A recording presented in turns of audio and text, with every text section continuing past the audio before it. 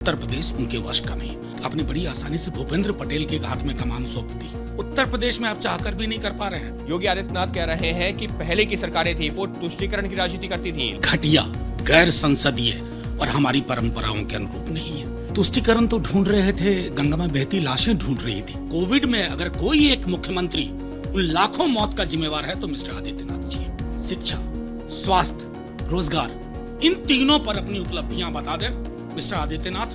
Covid ने हर घर को क्षति पहुंचाई है, उसमें मलहम की जरूरत है, जख्म पे नमक की जरूरत नहीं। उत्तर प्रदेश के मुख्यमंत्री योगी आदित्यनाथ ने दिया है एक बयान। कहा कि जो पहले की सरकारें थी वो तुष्टीकरण की राजनीति करती थी, लेकिन अब वो दौर नहीं। हमारे साथ मौजूद हैं आरजेडी सांसद मनोज झा जी। मनोज जी, योगी आदित्यनाथ कह रहे हैं कि पहले की सरकारें थी, फिर चाहे वो बसपा हो सपा हो, वो तुष्टीकरण की राजनीति करती थी, लेकिन अब ऐसा नहीं होगा। देखिए, मैं तो सीधे तौर पर उन्होंने और भी बहुत कुछ कहा जो कि बहुत ही अशोभनीय है, घटिया, गैर संसदीय और हमारी परंपराओं के अनुरूप नहीं है।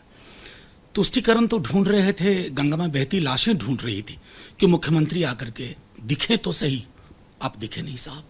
कोविड में अगर कोई एक मुख्यमंत्री उन लाखों मौत का जिम्मेवार है तो मिस्टर आदित्यनाथ जी।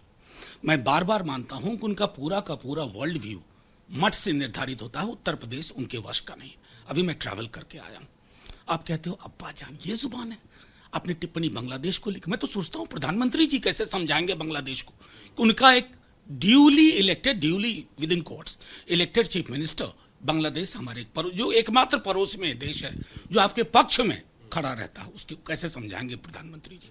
और मैं ये भी कहूं, आपने बड़ी आसानी से भूपेंद्र पटेल के हाथ में कमान सौंप दी, first time chief minister in Gujarat.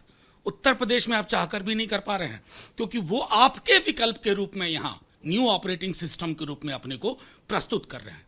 उसमें उत्तर प्रदेश की बेबसी का हाल है। आप लाख कह लो, चुनाव किस मुद्दे पे होते हैं?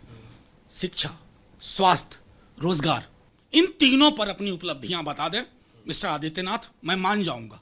वहां बताएंगे नहीं, तो यही बचता है उनके पास।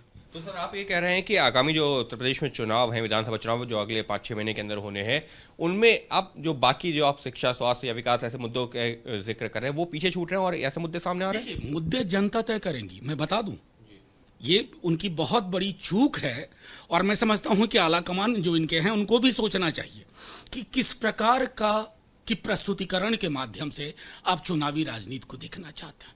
अगर चुनावी राजनीति को ये अब्बा जान, तुष्टीकरण, वो भी घटिया शब्दों में, घटिया लफ्जों में, राशन को लेकर के जो आपकी टिप्पणी थी, मैं तो कहूंगा कि आपको बहुत प्रशिक्षण की जरूरत है। टेररिज्म की बात की आपने। आजाद हिंदुस्तान का पहला टेररिस्ट नाथूराम गोडसे था, उसके बारे में कहिए ना। उसके मदर कौन थे, उसके फादर कौन थे?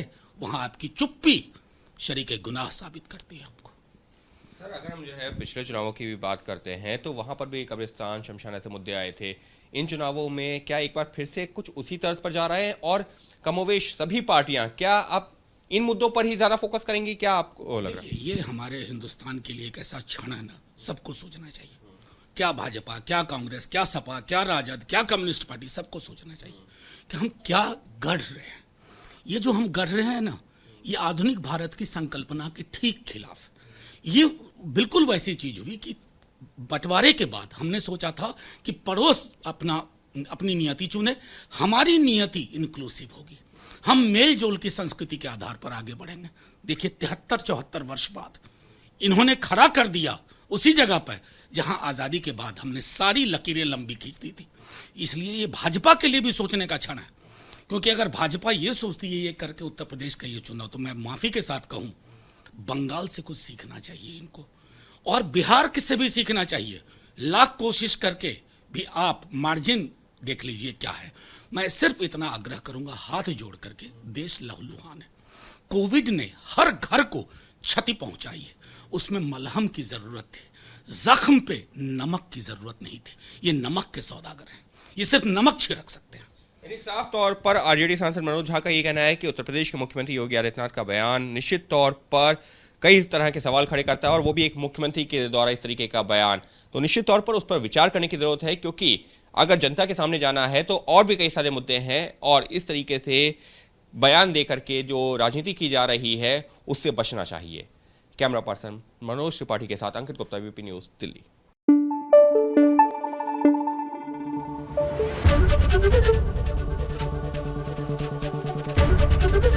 एबीपी न्यूज आपको रखे आगे।